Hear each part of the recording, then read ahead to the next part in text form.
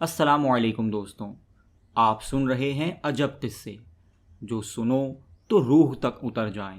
دوستوں، آج کا قصہ ہے کہ ایک بڑا عجیب و غریب درخت جو ظاہر ہوا حضور صلی اللہ تعالی علیہ وسلم کے معجزے سے، اور جب امام حسین رضی اللہ تعالی عنہ شہید ہو گئے تو وہ درخت رونے لگا اور غائب ہو گیا۔ جاننا چاہتے ہیں یہ عجب قصہ؟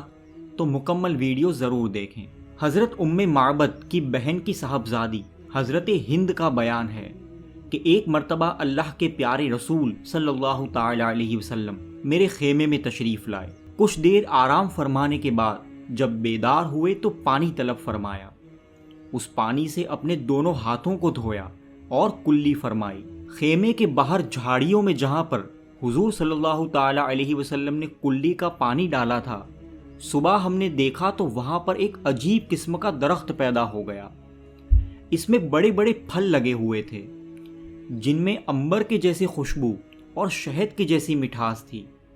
ان پھلوں میں یہ خاصیت تھی کہ اگر بھوکا کھائے تو اس کا پیٹ بھر جائے، پیاسا کھائے تو پیاس بجھ جائے، بیمار کھائے تو شفا یاب ہو جائے، اور کوئی اونٹ یا بھیڑ یا بکری وغیرہ اس کا پتا کھائے تو اس کا دودھ زیادہ ہو جائے۔ ہم نے اس کا نام شجرہ مبارکہ یعنی برکت والا درخت رکھا تھا۔ آس پاس کے علاقوں سے کثیر تعداد میں لوگ آتے تھے اور اس سے فیض حاصل کرتے تھے۔ اچانک ایک صبح ہم نے دیکھا کہ اس درخت کے تمام پھل گر گئے ہیں اور پتے سوکھ گئے ہیں۔ ہم لوگ بہت پریشان ہوئے کہ ایسا کیوں ہوا۔ اتنے میں اطلاع ملی کہ اللہ کے پیارے حبیب صلی اللہ تعالی علیہ وسلم کا وصال ہو گیا ہے۔ پھر چند دنوں کے بعد درخت میں نئے پتے آ گئے، پھل بھی لگے، مگر پہلے کے مقابلے میں بہت کم۔ اس واقعے کے تقریباً 30 برس کے بعد ایک صبح ہم نے دیکھا کہ اس درخت میں تنے سے لے کر اوپر کی شاخ تک کانٹے پیدا ہو گئے اور پھل گر گئے ہیں۔ ہم لوگ سخت تشویش میں مبتلا ہو گئے کہ ضرور کوئی حادثہ پیش آیا ہے، یہاں تک کہ اطلاع ملی کہ مولائے کائنات حضرت سیدنا علی مرتضیٰ کرم اللہ تعالی وجہہ الکریم نے بھی شہادت پائی ہے۔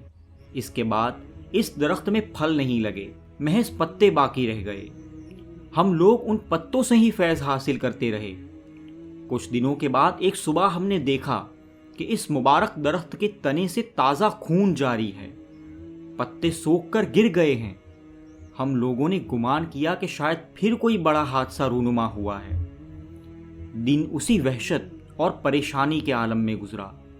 رات کے وقت درخت سے رونے کی آواز آئی جس سے ہم لوگوں کی وحشت اور بڑھ گئی، یہاں تک کہ دوسرے دن اطلاع ملی کہ امام عالی مقام حضرت سیدنا امام حسین رضی اللہ تعالی عنہ اور آپ کے اہل بیت اور دوسرے ساتھیوں کو 3 دن کی بھوک پیاس کے عالم میں میدان کربلا میں یزیدیوں نے شہید کر دیا۔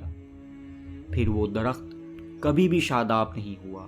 بزرگوں نے فرمایا ہے کہ اے اہل بیت کے مشتاقوں اور ان سے محبت رکھنے والوں، کوشش کرو کہ محبت امام حسین میں تمہیں شریعت کے مطابق خوب رونا آ جائے، اس لیے کہ روح پاک امام عالی مقام اپنے مقام اعلیٰ علیین سے تمہیں دیکھتی ہے اور اپنے چاہنے والوں پر نظر شفقت و کرم فرماتی ہے، اور کل قیامت کے دن تمہاری شفاعت فرمائے گی اور تمہیں خوشی اور شادمانی کی نعمت سے نوازے گی۔ تو دوستوں، یہ تھا آج کا عجب قصہ۔ اگر یہ قصہ آپ کے دل کو چھو گیا ہو تو اسے شیئر ضرور کریں، شاید کسی اور کی روح تک بھی اتر جائے۔ انشاءاللہ اب ملتے ہیں اگلے قصے کے ساتھ۔ السلام علیکم ورحمۃ اللہ وبرکاتہ۔